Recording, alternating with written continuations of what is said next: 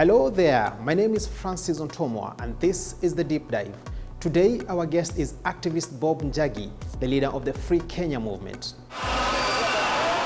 Political activist Bob Njagi endured 32 days in captivity, held incommunicado by suspected state operatives. Ambushed with brutal force while boarding a public vehicle, he disappeared the same day two brothers, Aslam and Jamil Longton, were abducted in Kitengela, an incident that ignited public outrage and earned them the label the Kitengela Three. Isolated and weakened, Njagi's health deteriorated, yet his spirit remained unbroken. Near midnight on September 20th, 2024, two masked men replaced his handcuffs with plastic ties, releasing him near a local police station. Despite his ordeal, Njagi's determination for a better Kenya endures. Today, he joins The Deep Dive for an intimate, unfiltered conversation.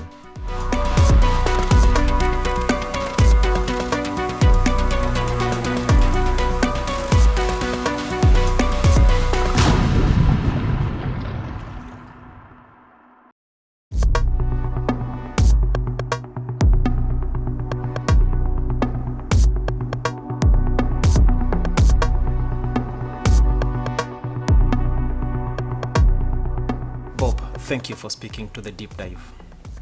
Thank you for having me. You met your fourth born for the first time after your 32 days in captivity.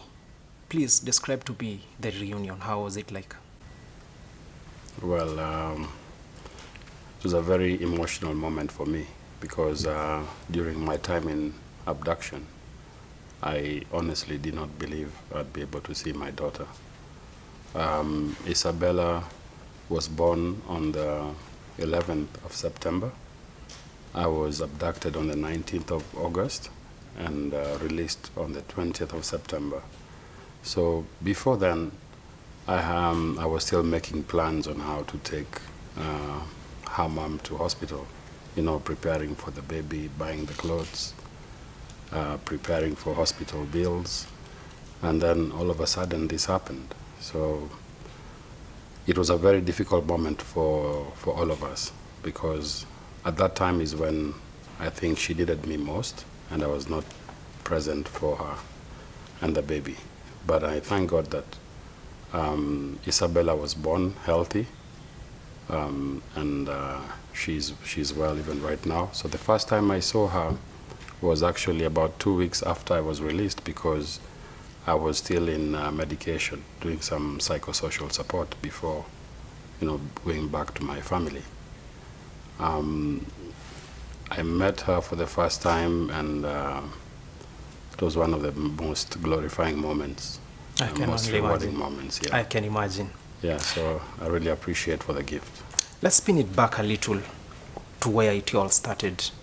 Hooded men get into a car, you are headed home, and they abduct you. Please tell me more. I was headed home on the night of 19th of August. I had just come from CBD Nairobi, where I had an engagement at the Kamkunji police station with one of Mheshimiwa, I think Honorable Jimmy Wanjigi. On my way back home from town at about 10:30 p.m. to 11 p.m., I was in a public service vehicle, and when the vehicle reached Mlolongo, which is halfway between Nairobi and Kitengela, where I stay, 4 masked and hooded men got into the vehicle when we stopped at Mlolongo, and they came directly towards me shouting in Swahili, "Huyu ako na bunduki," which means I have a gun. And I was very alarmed because I don't own a gun, I don't possess one. And so I tried to figure out what was happening. On that day, on the same day, 2 of my colleagues had been abducted during the day in the morning at around midday. So I was already aware that I am being followed. So by the time they got to me, I was kind of not very shocked what was happening. But at the same time, I was very alarmed because I didn't know what would come after this. I was abducted, very physically, violently abused, beaten up, and taken into a vehicle that was waiting just outside the public service vehicle. We drove, once inside the vehicle, we drove for close to an hour while I was still being tortured inside the car, okay? So I could not tell which direction we were headed. Until we got to some place, we stopped over, and I realized there was another vehicle that was waiting where we stopped. And some other men were also talking, having a conversation with the guys who had abducted me. And that was then when I was told to alight. I was blindfolded, handcuffed at the back, and then whisked into a second vehicle. We drove around for another 30 minutes, plus or minus, until we got to our destination, which is a place where I had been held. At that point, did you try to question what was really happening, and what was the response like from these people? Yes, I did. In fact, they asked me a few questions while inside the car, if I know so and so. So I realized this is in relation to the protest and the demonstrations that were happening. Some of them actually told me that by 2 a.m. in the morning, I would be dead. I would be in River Yala. So I could not have time to question much, you know. I left it to the will of God. I didn't know what would happen. Getting to the destination. What was going through your mind? At that time, I knew I've been abducted because the people who have arrested me have not identified themselves. Of course, they are behaving like police because they have walkie-talkies, they have handcuffs, right? They're talking in, like policemen and women. Policemen, sorry, because there are no women who were there. When we got to the destination, I was taken into a building and into a small room, the size of 6 foot by 4 foot, because I'm 6 by 1, so I could tell how big the room was. And I was asked to sit down with my hand still handcuffed at the back and blindfolded, and that's where I stayed for the next 2 days, for about 48 hours. I was left on the floor, no food to eat. I was only being given some water once in a while by one of the men who would come into the room and give me the water orally, you know. After 2 days, they came into the building, the same room. They put the handcuffs now in the front and then moved me from that room to a second room. And that is the room where I stayed for 30 days until when I was released. During the 32 days, handcuffed in a dark room, I'm just wondering mentally, what kept you going? What kept me going was I had to keep the hope alive, you know, because at that moment there was nothing you can hold on to. I'm in captivity. I'm held incommunicado. Couldn't talk to anyone day or night. The room is dark. The food rations that were being given were not enough to even give us energy. So what kept me going first was my family. I used to pray a lot. I used to remember my people who have left outside, and I was always hoping that I would get a second chance to see them again. I would also exercise a lot at night. I used to keep myself mentally active by exercising, and that got my mind a bit stable. I prayed a lot. You know, at that time, it's only you and God and your God. So I also got very spiritual, and I believe that prayers do work. And many Kenyans also prayed for me. I believe their prayers too also worked miracles. Did you identify any faces during that period? And again, what was the communication like? No, the men who were holding us were completely masked. Yeah, they had balaclavas. Now, when we were inside the building, when they opened the door, you cannot tell the face. You could only see the body, you know. But I could not positively identify these men because I did not see them off, you know, without the masks. Yeah, but I could tell their voices. Mm-hmm. Yeah. To this date, have you been able to identify the people behind this abduction and what they were targeting? I have not been able to identify specifically the persons who abducted me, but I know for sure that I believe that those who abducted me must have been persons, either men from the state, and I believe they were police officers, but from some form of, I don't know what kind of agency it is. But these were officers, yes. So how did freedom finally come to you? How did you break loose of this captivity? I think during my arrest, so many people came out to call for freedom, for a release. From the media itself gave this story a very big publicity. The Law Society of Kenya, they actually took the Inspector General of Police to court on a habeas corpus, which means that they need to produce me. And I think the pressure that came from the human rights organizations, my colleagues from the Free Kenya movement, my family as well, they put up a lot of pressure on the state. Coincidentally, that the day we were released was the same day that the Inspector General was meant to present himself to prison. And that also speaks volumes as to there being a conspiracy. If the state did not abduct me, then why haven't they ever asked me to even record a statement? Essentially, you're saying this wasn't a coincidence. It was not a coincidence. I've never been asked to even record a statement since my release. Isn't the state interested of knowing who abducted me, or do they know who abducted me? You know, it's very strange that a month down the lane, 3 people were abducted, and none of these 3 people have been asked by the DCI to come and assist them in investigations to find out who then had abducted us.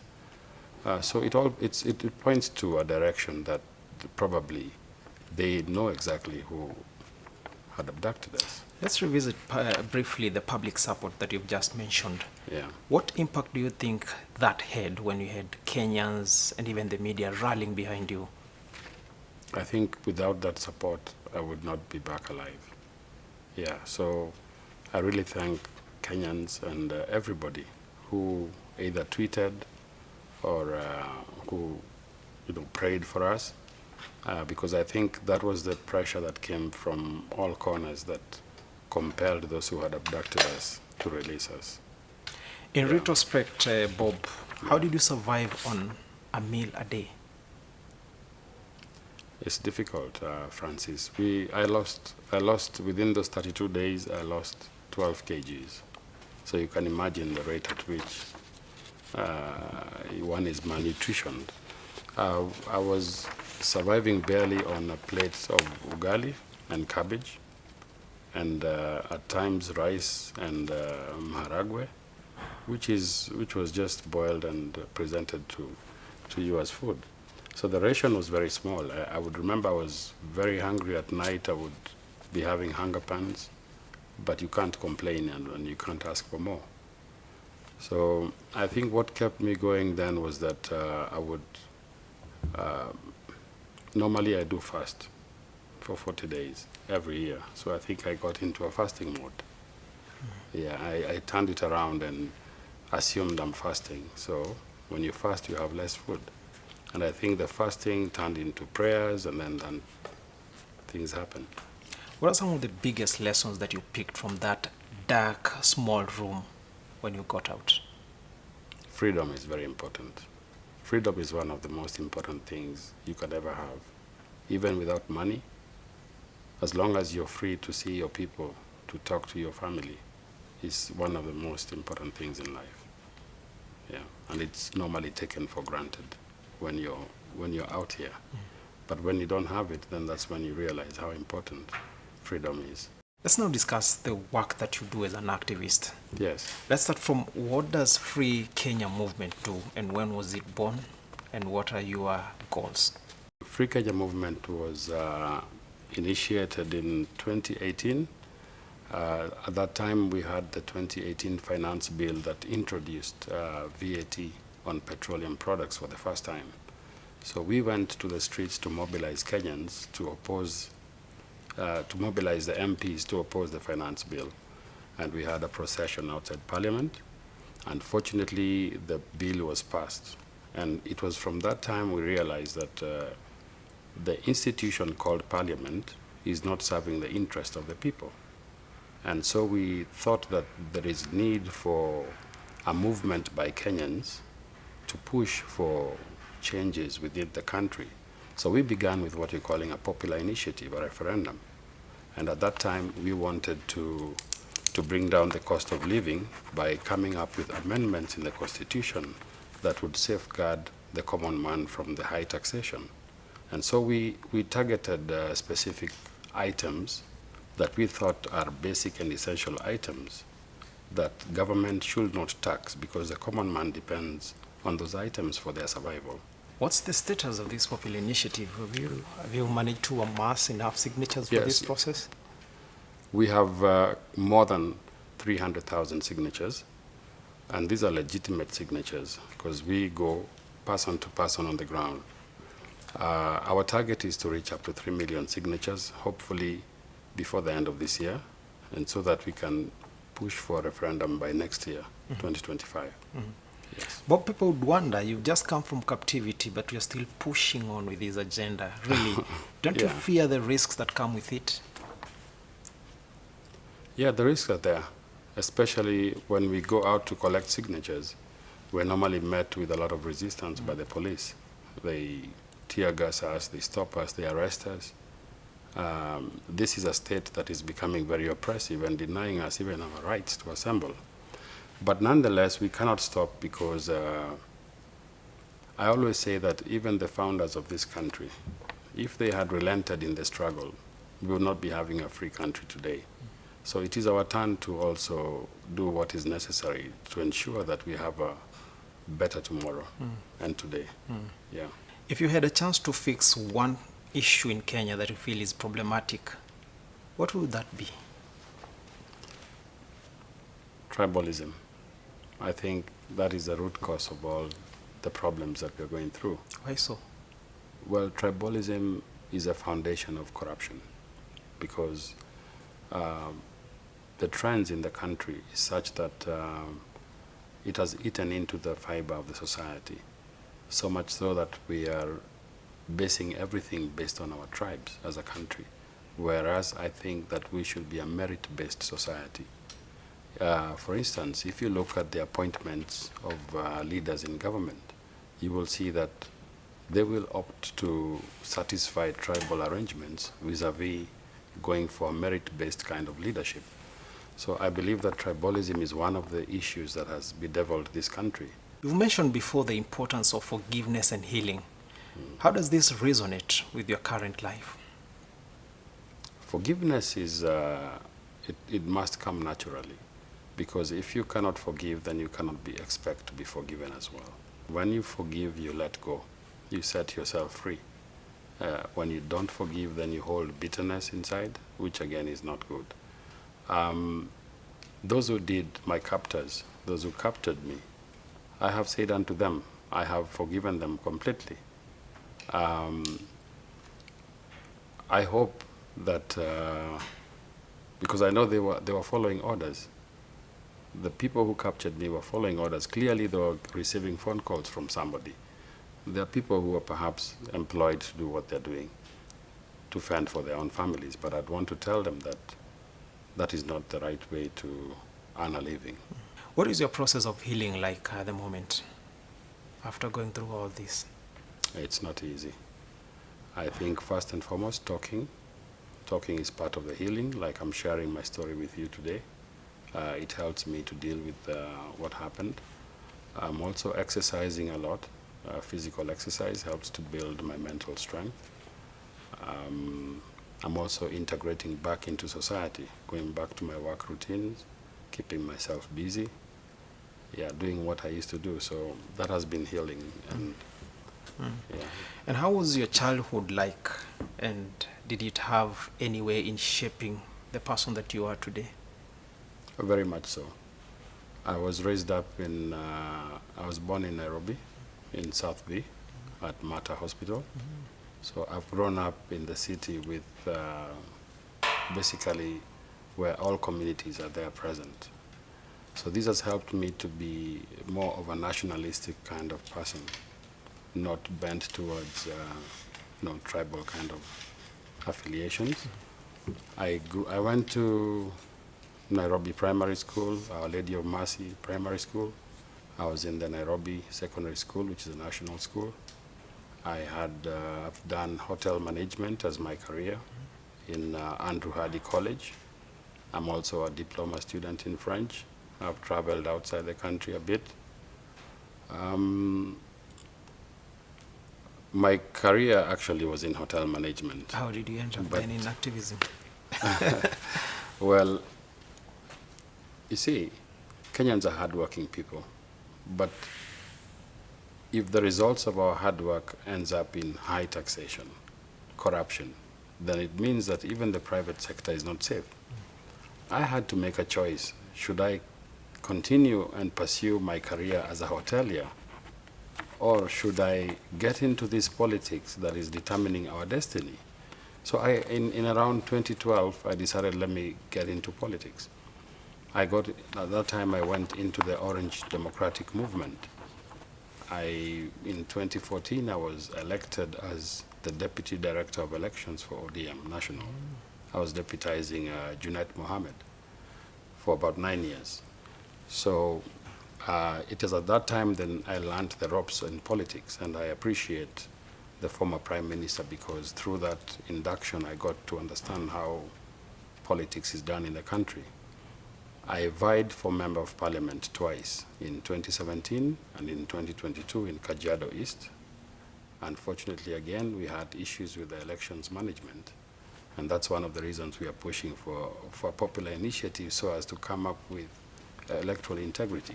And is there an intersection between politics and activism?